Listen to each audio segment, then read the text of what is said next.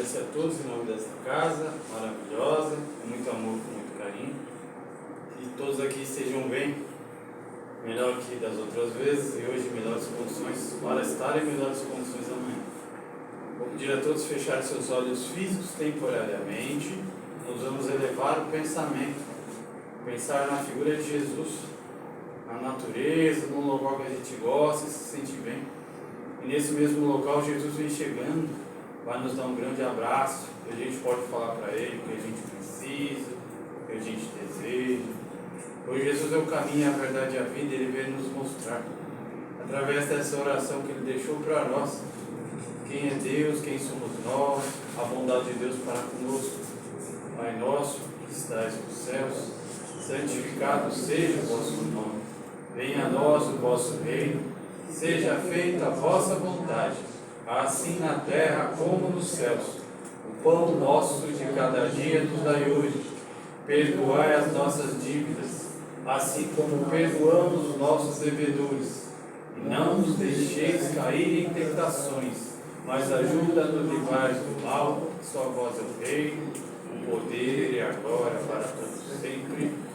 Que assim seja, graças a Deus, na casa de Antônio Oliveira, pedindo a presença da nossa irmã Noeli, que a gente possa aprender um pouco mais do Evangelho na noite de hoje, o Evangelho do Cristo que faz bem para o nosso coração, para a nossa alma. Que assim seja, graças a Deus.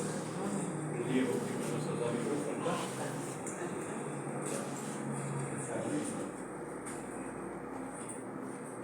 Boa noite a todos. Boa noite. A graça divina que nós conseguíssemos chegar aqui nessa noite, né? Para aprender a ouvir um pouquinho mais das lições que o Mestre Jesus nos deixou. E o texto de hoje está no Evangelho segundo o Espiritismo, no capítulo 27, e o nome é Pedi e Obtereis. Quando a gente lê assim, pedir e obtereis, parece que é tão simples, né? Só pedir que você já faz assim, já recebe, né? Mas não é bem assim, né? A gente sabe que muitas coisas são mais... não sei se preciso usar, mas vou pegar aqui. Muitas coisas, embora a gente peça, elas demoram um pouquinho para chegar para a gente, né? Porque tem certas condições, né? Quando nós estamos na nossa família, com o nosso pai, com a nossa mãe, a gente pede algumas coisas e uma hora eles falam assim, na volta a gente passa aí e vê, né? Quer dizer, tem que esperar um pouquinho, né? E essa volta nunca chega, né? Porque a gente tem que aprender também a ver as condições em que a gente se encontra naquele momento, que a família se encontra naquele momento. No próprio Evangelho do Mestre Jesus, ele fala assim, qual é o pai físico, material aqui, né? Que o filho pedindo pão, ele dá uma pedra. Que o filho pedindo um peixe, ele dá uma cobra. E a gente sabe que isso não acontece, né? Nenhum pai aqui do planeta Terra que seja, nenhum pai de família, mãe de família, responsável que seja, quando a criança ou o filho pede alguma coisa nessa natureza, ele vai dar alguma coisa que vai prejudicar. Da mesma forma, assim é com Deus. Mas com Deus é bem diferente, porque nós muitas vezes não entendemos a medida das leis que Ele colocou para gente. Nós temos leis que são claramente as leis de Deus e nós não seguimos. Desde Moisés, né, quando ele desceu lá no Monte Sinai com a tábua das leis, não é? Tem aquelas leis. E nós ainda não aprendemos a seguir com elas. Nós ainda não nos conscientizamos de que aquelas leis são as leis que regem as nossas vidas, que conduzem os nossos passos, que fazem com que a gente tenha uma vida melhor. Então, é só olhar lá e lembrar, né, daqueles 10 mandamentos. que Moisés revelou para nós, dizendo, olha, essas leis aqui foram as que eu recebi do próprio Jeová, do próprio Deus, do próprio Senhor da vida.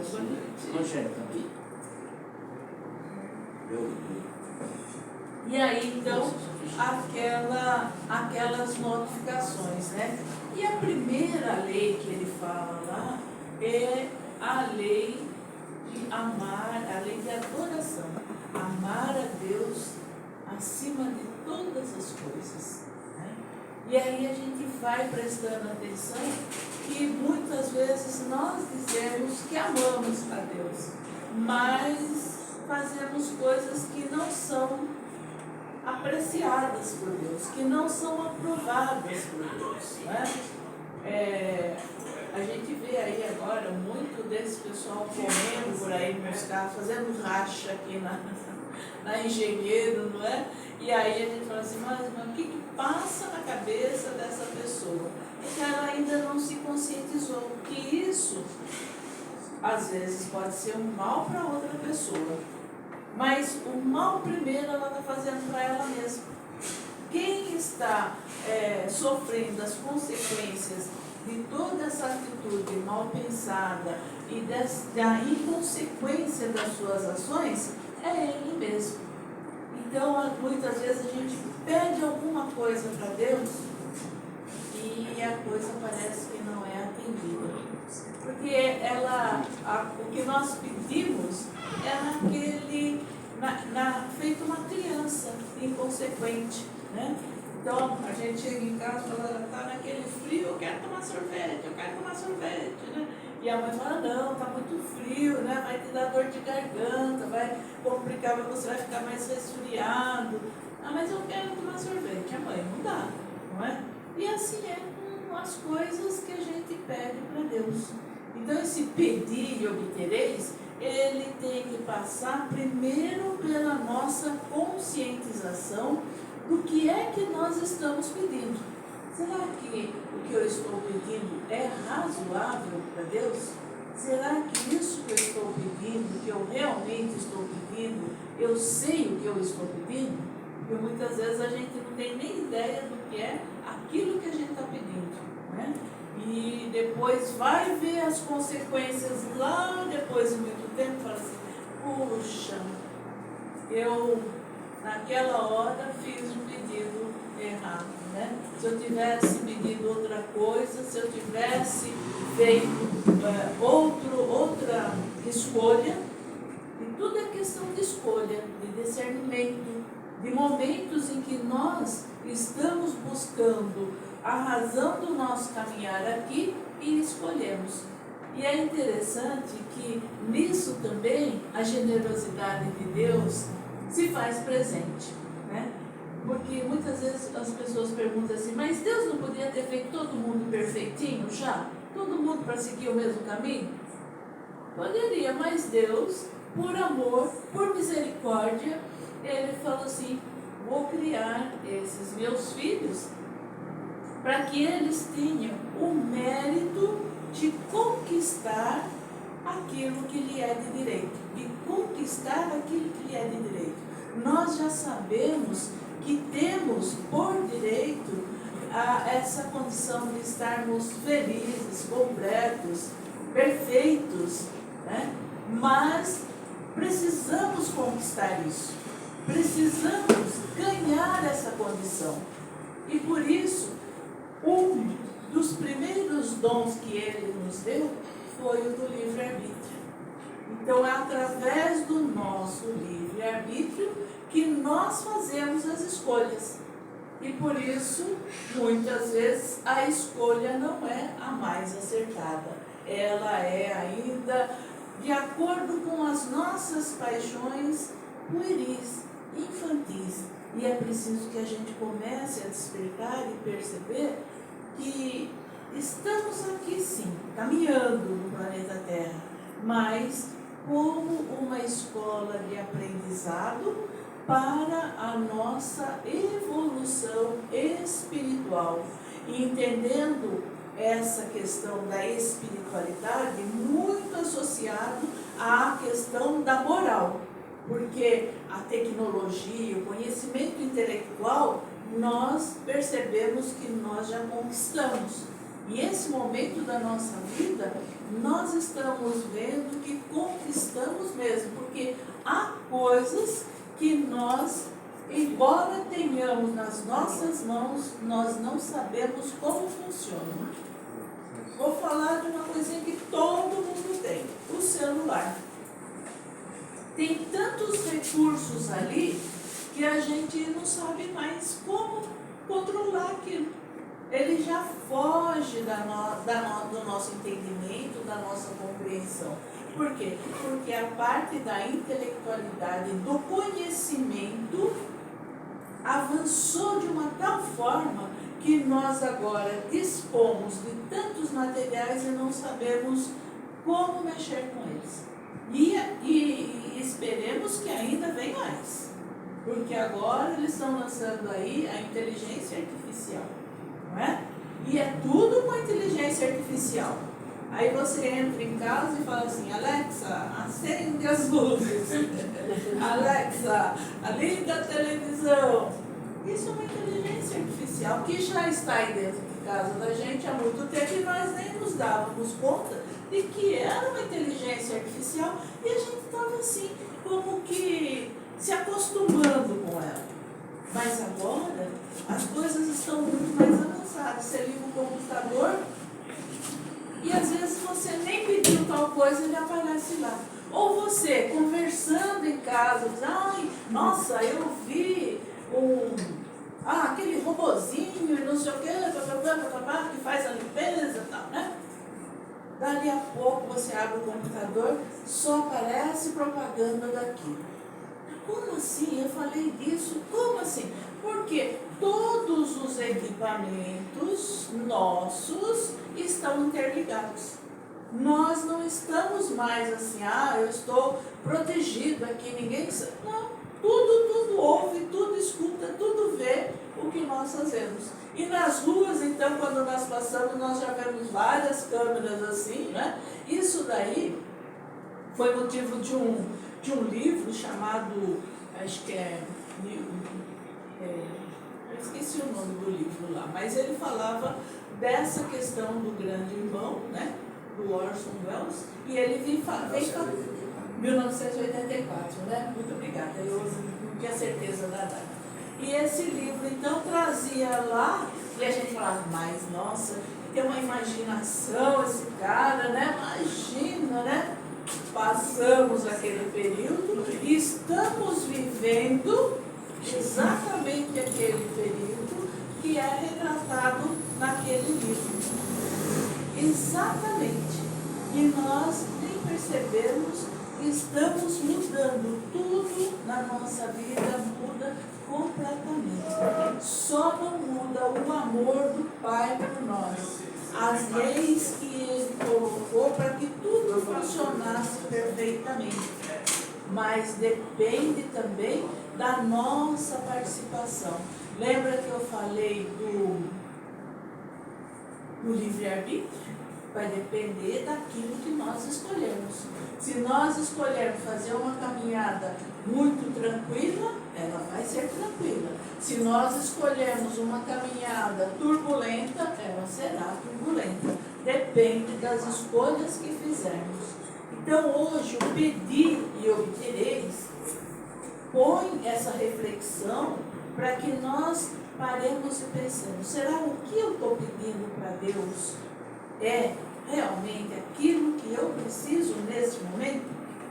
E a gente fala assim: nossa, eu estou com uma pessoa tão doente na minha família e tal, né? Acho que eu vou continuar orando, e deve continuar orando a Deus para que conquiste a saúde daquela família. Deve sim, né? Mas aí a gente fala assim: nossa, eu rezei tanto, mas quanto mais eu rezo, mais assombração aparece. Já ouviram essa expressão? Né? Então a gente fala assim, quando a gente vai orando, nossa, eu não estou pedindo assim, mas a coisa está indo por outro caminho. O que será que acontece, né? É porque o Pai, que nos conhece desde muito antes de a gente reencarnar aqui, Ele sabe o que é melhor para nós. e sabe o que é melhor para essa pessoa pela qual nós estamos intercedendo através da oração. Então, o que a gente deve entender com isso? A doutrina espírita é esclarecedora e consoladora nesse ponto, porque ela fala assim, nós devemos sim continuar orando, porque na hora que a gente ora, a gente faz aquela ligação com a espiritualidade, com o plano dos espíritos superiores, dos espíritos bondosos. E nesse momento, então, a gente também se modifica um pouco, né? Então, a partir do momento em que a gente pensa, vibra, ora por a outra pessoa, essa energia está partindo da gente, está começando em nós e vai com certeza atingir a outra pessoa. Então a gente está fazendo um processo de interação, de intercessão para outra pessoa, mas também estamos recebendo muitas coisas boas. Mas o Pai, como já sabe de todas as coisas, ele segura um pouquinho a questão da enfermidade da outra pessoa pela qual nós estamos orando, porque ele sabe o que é necessário para ela. Aquela é uma prova e talvez ela tenha que passar e esperar mais um pouco. Eu visitei, certa feita, uma amiga muito querida, lá no hospital, e tratando do câncer. E ela estava conformada e nós todos orando por ela, pedindo ajuda e tal.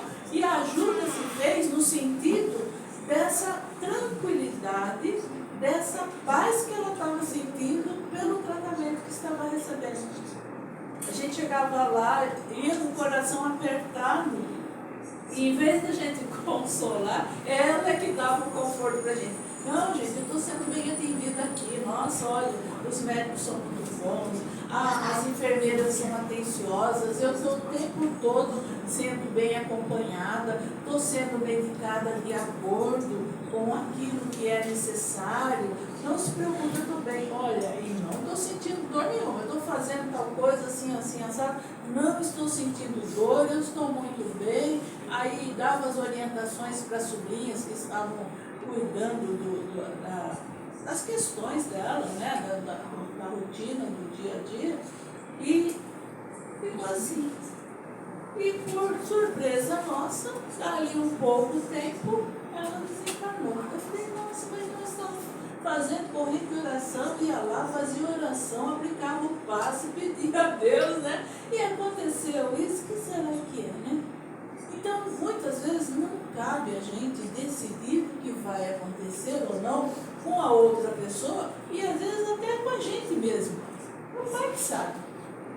E aí, o mais interessante é que a gente fica ali, né? Poxa, desencarnou, mas que coisa triste, né? É a nossa condição de humanos encarnados. Porque aquela pessoa já cumpriu a parte dela. É como se a gente falasse para um prisioneiro que cumpriu a pena dele, não, fica mais um pouco aqui com a gente, fica aqui com a gente, nós não queremos que você vá embora. E ele já cumpriu a pena, já está lá com a carta, o alvará de soltura dele lá para sair da prisão, e a gente querendo segurar. Porque o que nós consideramos também, por sermos seres espirituais, né, nós, nesta matéria, estamos como que encarcerados a cada reencarnação. E a cada reencarnação nós recebemos uma quantidade tal de fluido vital, que é essa gama, essa questão da vida, né, que nos permite viver uma trajetória suficiente para cumprir aquilo que for determinado, for necessário para nós. Então eu vou reencarnar, vou estar numa família assim, assado, meu pai assim, minha mãe assim, com esses irmãos e tal, vou ter que conviver com aquele grupo. E às vezes as provas maiores são geralmente dentro da própria família, né? Um que não se dá com o outro, um que briga com o outro, alguém que tem uma doença mais difícil de ser tratada, né? As nossas provas são nesse pequeno grupo, mas muitas vezes também se estende aos outros grupos sociais aos quais a gente frequenta, seja o trabalho. Vai dizer que a gente vive uma maravilha em todo emprego que a gente vai? Nem sempre, não é? Tem hora que a coisa vai assim, nossa, mas por que eu escolhi mesmo ser professora? Né? E aí, ou por que eu escolhi mesmo trabalhar na farmácia? Eu tenho que ler esses negócios que eu não entendo a letra, né? Mas é porque a gente tem, através dessa reencarnação e desse período em que nós estamos aqui, essa questão de estar refazendo determinadas coisas. Para alguns é a paciência, para outros é a tolerância, para outros é a compreensão de se colocar no lugar do outro, que, aliás, nesses tempos de hoje está sendo muito difícil, né? É difícil a pessoa se colocar no lugar da outra, ela quer só o que é dela, vem para mim, e para o outro nada, né? E nós precisamos prestar atenção onde é que nós estamos inseridos, a família como é que é e quem é que está ali. E geralmente a gente quer se ver livre daquela pessoa que é mais difícil na nossa convivência. Né?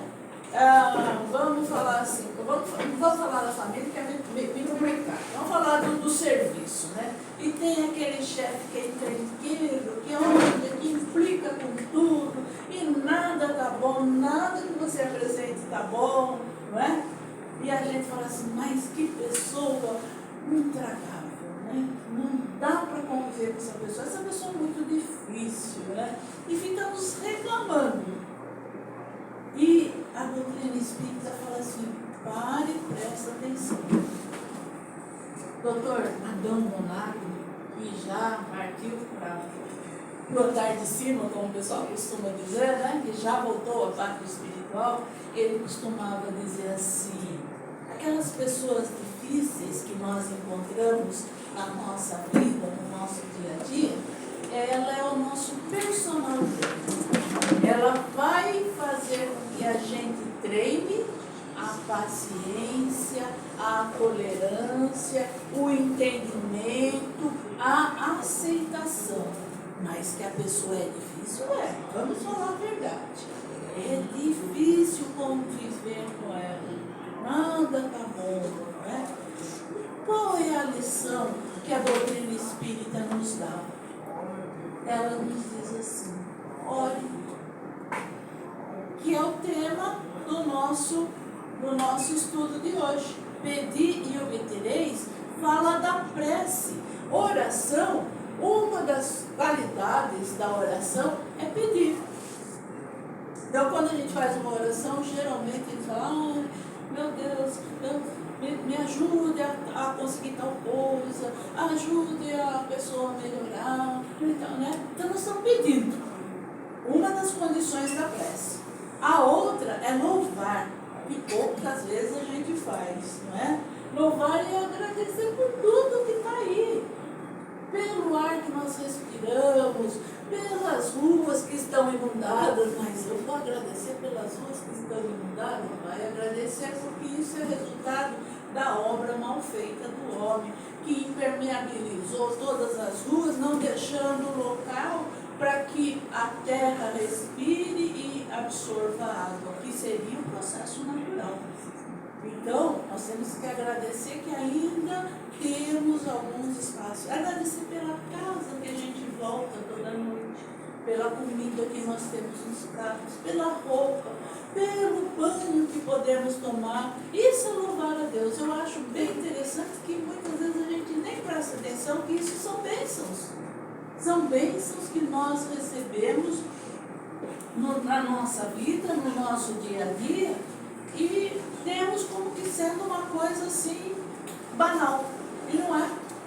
São essas pequenas coisas as melhores coisas que nós temos. Só o fato de estarmos respirando agora sem uma máscara não é muito bom? Fala a verdade, não é? Nós tivemos que passar por um momento difícil e bem difícil, onde tudo era proibido, inclusive sair para as ruas. Nós não tínhamos essa liberdade, nós não tínhamos essa escolha. E agora a gente tem essa opção que pode sair para as ruas, que pode respirar sem a máscara. É lógico que muitos cuidados ainda se fazem necessários nas nossas vidas, porque o vírusinho está por aí ainda, né? E nós precisamos tomar os cuidados que já aprendemos durante aquele período, que são os cuidados de higiene, são os cuidados no contato com as outras pessoas, né? Aqueles cuidados dentro de casa. Então nós precisamos estar atentos e aprender aquilo tudo que aplicar aquilo tudo que nós aprendemos. Então pedir é a parte da oração que nós mais sabemos fazer. Mas louvar, para e pensa, cada um sabe aquilo que ele pode agradecer a Deus, louvar a Deus na sua vida. Mesmo, como eu falei, as pessoas difíceis que nós encontramos no nosso dia a dia. E é importante que nós observemos isso, né? É muito importante que nós observemos isso. Além disso, a prece, que é o pedir, né? O pedir e obtereis, uma das partes da prece, a prece, a oração, também tem o de agradecimento. A nossa gratidão por tudo aquilo que nós temos. Então é agradecer por tudo aquilo que eu falei, agradecer porque nós vamos voltar para a nossa casa, agradecer porque nós temos a possibilidade de tomar um banho, gente. Quem está na rua, quem está vivendo em condição de rua, muitas vezes não tem um lugar para tomar um banho, um banheiro decente, uma cama quentinha, né? Esses dias a gente não estava querendo a cama quentinha, né? Porque era um calorão danado, né? Mas agradecer essa possibilidade. Nós temos um teto que nos protege, né? Um lugar ao qual nós podemos retornar ao final de um dia de trabalho. E muitos, às vezes, não têm esse lugar, não têm esse acolhimento. Então, pequenas coisas nós temos que agradecer. Então, prece, oração, que é o tema do nosso pedir e obtereis, ela também tem essa parte, né? Tem que pedir, tem que louvar e tem que agradecer. Pedir, nós já aprendemos de muito tempo pedir. Agora vamos exercitar o louvar e agradecer. Eu estou achando bom o exercício, porque agora é assim, obrigado, Deus. E tudo assim, às vezes eu nem percebi que eu precisava de alguma coisa, e a coisa aconteceu. E eu falei, nossa, obrigado, Deus. Estava lá, coisa assim, pequenininha, bobinha, mas eu agradeço. Estava lá eu na porta do elevador, com a bolsa aqui, outra sacola aqui, os livros aqui. E aí, como é que eu vou chamar o elevador agora? Porque tem que apertar, né? Aí passou uma pessoa lá e falou assim, está chamando o elevador? Vai subir, vai descer? Eu falei, não, vou subir, né? Ele apertou para subir. Quando o elevador parou, que andar a senhora vai? Foi do lado. Aí eu falei, nossa, muito obrigado, nossa, eu estou no lugar certo. Eu nunca imaginei encontrar um lugar onde a pessoa fizesse tudo aquilo que eu precisava fazer e estava sem condições de fazer. Agora imagina vocês, as pessoas que têm necessidades especiais, que estão numa cadeira de rodas, que tem que usar uma prótese, né? A gente não pensa nesses detalhes, né? E se tivesse que descer essa rua, como é que ia fazer com a cadeira de rodas? Como é que ia fazer com a prótese, com as ruas todas esburacadas? As autoridades não pensam nisso. Nós precisamos requerer isso e exigir isso deles. deles, né? Então, o nosso tema de hoje fala desses aspectos da doutrina que vem esclarecendo para a gente. E a prece, ela tem condições. O próprio Jesus deixou essas condições da prece para a gente, para que ela tenha um bom resultado. Como assim? Tem um roteirinho. E está lá, nas parábolas dele, nas palavras dele.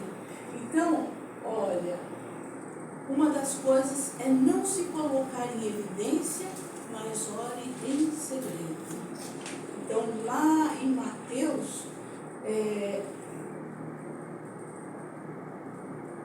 onde está isso aqui? Ele fala que você deve, se quiser falar com Deus, recolher-se ao segredo do teu quarto e lá falar o seu coração aquilo que você quer conversar com Deus. A prece nada mais é do que uma conversa com Deus. Quando você abre o seu coração para Deus e fala diretamente à mente do Pai, pedindo, agradecendo e louvando pelo dom da vida que Ele nos deu. Então, mas não é como ele falava assim, não é fazendo estardalhaço no meio da rua, olha, eu estou orando, né? Porque tem algumas crenças que tem locais nas ruas onde eles ficam orando. Não sei se vocês já ouviram falar do Muro das Lamentações em Jerusalém. Eles vão lá, tem um buraquinho na parede, eles enfiam uma oraçãozinha lá e ficam orando ali para que todo mundo veja. E ele fala assim, não, você tem que orar em segredo, em silêncio, falando diretamente com o Pai. Existe uma música até do Gilberto Gil que fala assim, se eu quiser falar com Deus, eu tenho que despir de tudo, né? Deixar os palácios e me entregar totalmente de coração aberto. A outra coisa que Jesus falou, como orientação para que uma prece tivesse validade, é assim, não orar demasiado. Você não será atendido pelas muitas palavras, mas pela sinceridade delas. Então, porque naquele tempo de Jesus, e acredito que ainda hoje, em alguns lugares, com algumas crenças, assim, a quantidade de orações, de palavras, de um peso, né? E principalmente esses que oravam por outras pessoas, espoliavam as viúvas, esvaziavam as bolsas das viúvas porque elas estavam pedindo orações para os seus maridos. Então, quanto mais a pessoa ficasse orando lá, mais ela tinha que pagar. Então, mas não é pelas palavras, quantidade de palavras, mas pela sinceridade daquilo que você diz. E às vezes você fala assim, nossa, eu estou tão atrasada, mas eu não podia sair sem fazer uma oração. O seu coração, o coração de Deus, Pai, meu dia está corrido hoje. Envia os benfeitores espirituais comigo em todas as minhas ações. Vamos comigo. É uma oração. Falou direto do seu coração e colocou a sua necessidade. Precisa de apoio, né? Essa daqui então, que Jesus é terrível. Ele falou assim, antes de orar, perdoe qualquer coisa que tenha contra alguém. A prece precisa partir de um coração puro de tudo que possa ser contrário à caridade. Então, quando a gente tem alguma desavença com alguém, a nossa oração às vezes é meio complicada. Eu estou orando, Deus, que o Senhor tire essa pessoa da minha frente, que afaste essa pessoa da minha vida. Né? Agora, as palavras não são doces, né? Mas era importante que a gente começasse a perdoar, porque a pessoa às vezes nem sabe que você está brava com ela. mas você continua carregando aquele peso ali, você está se maltratando, ela nem sabe. Então perdoa essa pessoa, porque uma das condições da caridade é exatamente esse perdão. O Evangelho do Mestre Jesus é puro amor, mas é também o... Eu vou chamar, tá? 1, 2, 3, 4 e 5 azul. Então é o puro perdão. E a caridade, segundo Jesus, é assim: benevolência para com todos, indulgência para com as imperfeições alheias e perdão das ofensas. Então, quando ele fala perdoe antes de orar, reconcilia-te com o teu irmão antes de oferecer alguma coisa ao Pai, é muito importante, é uma condição da prece. E a outra é orar com humildade, sem se comparar com ninguém, examinando as suas qualidades e não os defeitos dos outros. Por que Jesus falava isso? Porque mesmo lá no templo, na sinagoga, lá em Jerusalém, no templo de Jesus, as pessoas iam para orar lá no templo e queriam ser vistas, né? Então chegavam lá perto do local e colocava as ofertas lá, né? Hoje a gente fala os dízimos, né? Mas naquela ocasião eles colocavam a oferta lá para o templo. E aí vinha aquela pessoa, né, que tinha pouco dinheiro, colocava aquele pouquinho de dinheiro. E aí vinha o fariseu que tinha muitas posses, colocava muito dinheiro e ainda ficava batendo no peito assim: olha Deus, eu estou contribuindo aqui com a construção do templo, eu não sou que nem aquele coitado ali que não tem nem dinheiro para colocar aqui, né? Ficava se comparando, mas Jesus não aprovava isso. Ele falava assim: olha, quer saber? Aquele que hoje ganhou o dia aqui nas orações e foi contemplado nas bênçãos de Deus, foi aquele que colocou menos moedas lá no cofrinho, não sei, no gasofilaço, como eles falavam, né? Do que aquele que se exaltou. Porque ele já ganhou o que ele queria. Ele queria aparecer, ele queria ser superior aos outros, né? E aquele que não tinha nada, veio ali todo humilde, dizendo: olha Deus, é o que eu tenho, eu ofereço de coração, é isso que eu tenho. E muitas vezes tirava até das próprias coisas da necessidade dele para oferecer ao Deus, né? Então, a eficácia da prece também é interessante, que a gente fica falando, é preciso analisar direitinho esse pedido e interesse, porque depende dessas condições. Será que nós estamos atentando para essas condições da prece? De olhar sem fazer alarde, de não ficar repetindo palavras sem saber o que está falando, de não ficar se comparando com os outros, de ter a humildade de reconhecer que precisa do apoio, da proteção do Pai para poder seguir adiante. Então é isso que nós precisamos observar, né? E até aqui nesse caso, nós só percebemos muitas vezes as coisas depois que a coisa acontece. Estava falando da pandemia agora há pouco, né? E um homem lá durante a pandemia ficou internado durante 10 dias, né? E quando ele foi, isso foi relatado, não foi aqui no Brasil, então eles falam em euros, né? E o homem chegou, ficou lá internado 10 dias, entubado, recebendo oxigênio, aquela coisa toda, se recuperou e saiu. Aí foi para pagar a conta. Aí ele falou assim, quando viu a conta lá, ele começou a chorar, né? Aí o médico falou para ele: mas o que acontece? Eu não tenho dinheiro, o que está acontecendo? Ele falou assim: não, 500 euros por dia, 500 euros é quase 2.500, quase 3.000 reais por dia, né? E o homem ia ficar 10 dias, imagine, né? E ele falou assim: não, eu não estou reclamando do dinheiro, eu estou chorando de gratidão a Deus, Porque eu tenho 83 anos. E só agora, nesses 10 dias, vocês me cobraram uma coisa que Deus me deu durante 83 anos. Imagine se eu fosse pagar para Deus o tanto que eu respiro todos os dias. 6, 7 e 8 azul. Tem mais algum azul aqui na sala?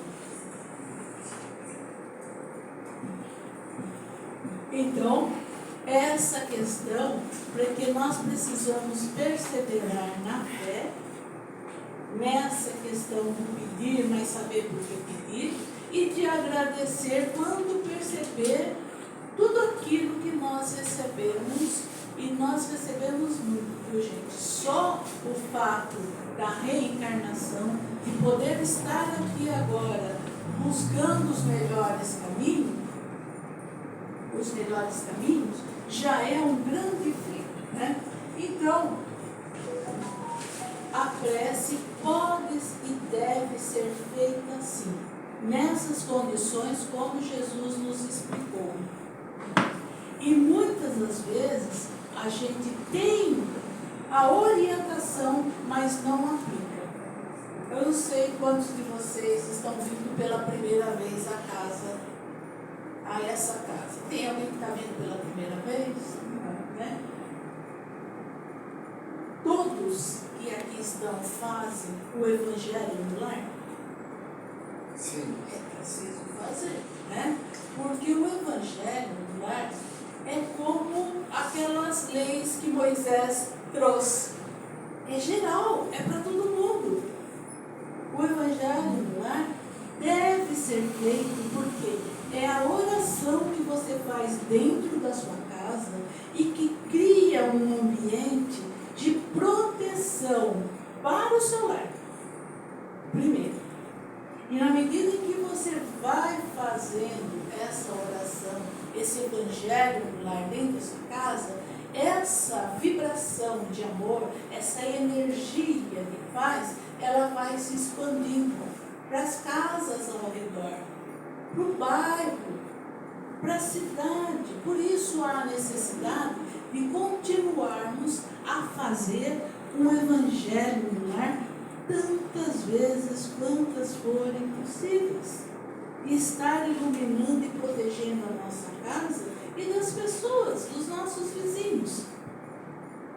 E aí a gente fala assim, mas a doutrina espírita que inventou essa coisa do evangelho. Foi não. Neio Lúcio é um escritor desencarnado já e que passava suas mensagens através do Chico Xavier. Né?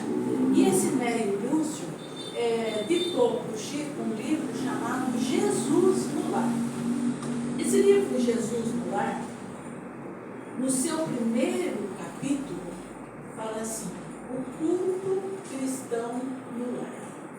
E aí a gente vai lá ler aquele capítulo e ele fala que quando Jesus estava aqui entre nós, na sua missão, muitas vezes ele ficou na casa de Simão Pedro. Era onde aqueles discípulos e o próprio Jesus se encontravam, na casa de Simão Pedro.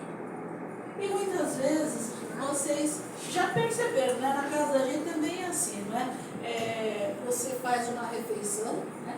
E dali a pouco você começa a falar das coisas banais do dia a dia, né?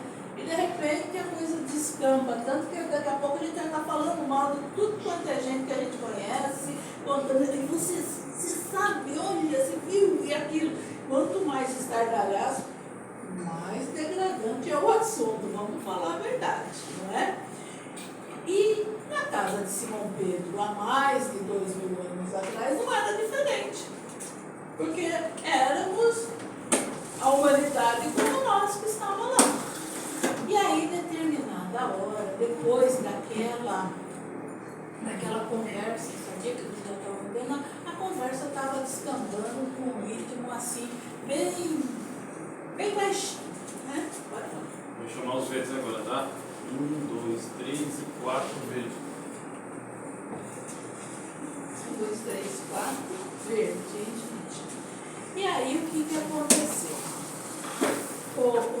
Jesus olhou para o Pedro, né? Olhou para ele e falou assim: olha, a coisa aqui está descambando. Vamos dar uma ajeitada nesse nosso ambiente? Isso quer dizer, vamos nos reunir para falar de coisas edificantes. Então, naquela ocasião, instalou-se dentre os cristãos o culto do Evangelho no lar que os espíritas, que o Espiritismo traz para que a gente reforce a proteção, a limpeza e a guarda da nossa casa. Porque foi o próprio Jesus, na casa de Simão Pedro, que veio e orientou a gente sobre isso. É bem interessante, né? Às vezes a gente nem percebe as coisas que nos foram passadas, né? Desde há muito tempo. E agora, para a gente terminar a nossa conversa de hoje, eu vou ler um trecho do livro. Pode falar. 5, 6 e 7 verde.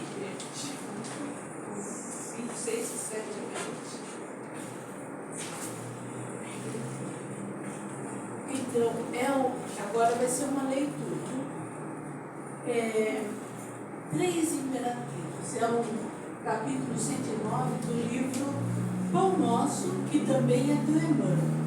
E ele fala assim: e eu vos digo a vós, pedi e dar-se-vos-á, buscai e achareis, batei e abrir-se-vos-á. É o tema do nosso assunto de hoje, né? Pedir, buscar, bater. Esses três imperativos da recomendação de Jesus não foram enunciados sem um sentido especial. Quer dizer, não foi dito assim aleatoriamente, à toa, solto no ar. No emaranhado das lutas e débitos da experiência terrestre, é imprescindível que o homem aprenda a pedir caminhos de libertação da antiga cadeia de convenções sufocantes, preconceitos estéreis, dedicações vazias e hábitos cristalizados.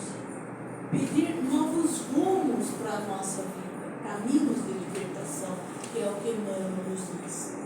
É necessário desejar com força e decisão a saída do escuro cipoal em que a maioria das criaturas perdeu a visão dos interesses eternos. É preciso que a gente pare de ficar só naquela rotininha, comer, beber, dormir, buscando os interesses celestiais, as coisas do mundo. Logo após, é imprescindível buscar. Buscar o quê? A procura constitui-se de esforço seletivo. O campo jaz repleto de solicitações inferiores, algumas delas recamadas de sugestões brilhantes. É indispensável localizar a ação digna e santificadora. Muitos perseguem miragens perigosas à maneira das mariposas que se apaixonam pela claridade de um incêndio. Chegam de longe, acercam-se das chamas e consomem também. Então, muitos de nós somos atraídos pelas coisas ilusórias. E assim como a mariposa é atraída pela luz que lhe queima o corpo, nós também somos enredados naquelas coisas ilusórias nas quais nós nos perdemos. Eu ainda vejo com certo temor as propagandas que são feitas das tais betes na televisão. E agora, então, está proliferado assim, oficialmente. É bete nacional, é bete disso, é bete daquilo. E tudo isso nada mais é daquele engodo terrível para arrancar o dinheiro de quem já não tem, na ilusão de que vai conseguir mais. Então, fiquem atentos a isso. É imperativo aprender a buscar o bem legítimo, não são os bens materiais. Estabelecido um roteiro edificante, é chegado o momento de bater a porta da edificação. Sem o martelo do esforço teórico e sem o porio da boa vontade, é difícil transformar os recursos da vida carnal em obras luminosas da arte divina, com vistas à felicidade espiritual e ao amor eterno. Então é preciso estabelecer, às vezes, um roteiro meio difícil para a nossa trajetória. É aquilo que Emmanuel disse para o Chico. É preciso 3 coisas para você seguir adiante. Todo mundo lembra que ele falou assim, olha, as 3 coisas são disciplina, disciplina e disciplina. E é difícil para nós. Não bastará, portanto, rogar sem rumo, procurar sem exame e agir sem objetivo elevado. Peçamos ao Senhor nossa libertação da animalidade primitivista. Busquemos a espiritualidade sublime e trabalhemos por nossa localização dentro dela, a fim de convertermos em fiéis instrumentos da divina vontade. Pedi, buscai, batei. Essa trilogia de Jesus reveste-se de especial significação para os aprendizes do Evangelho em todos os tempos. Isso quer dizer, para nós, né? Saber o que pedir, não desistir da busca e insistir em esperar o resultado. Muitas vezes a gente pensa que o resultado é para agora e a vontade do Pai é diferente.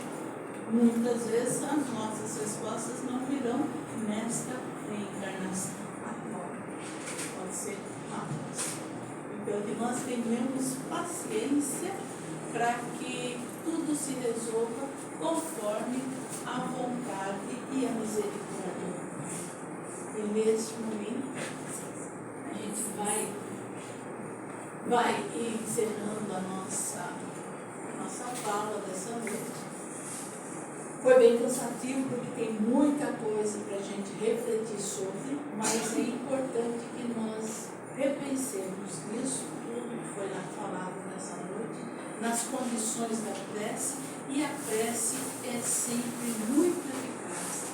Que nesse momento nós possamos unir os nossos pensamentos, os nossos corações e mentes, levando ao nosso Mestre Jesus, querido Deus, Rabi da Galileia, para que Ele abençoe as nossas vidas, que saibamos pedir aquilo que for necessário para a emancipação das nossas almas, e continuemos buscando os caminhos para a eternidade, e persistamos até que a luz se faça em nossas vidas. Que a paz do Mestre Jesus permaneça conosco hoje, amanhã e sempre. E que essa mesma paz do Mestre Jesus permaneça convosco nas vossas casas, nos vossos lares, em todos os dias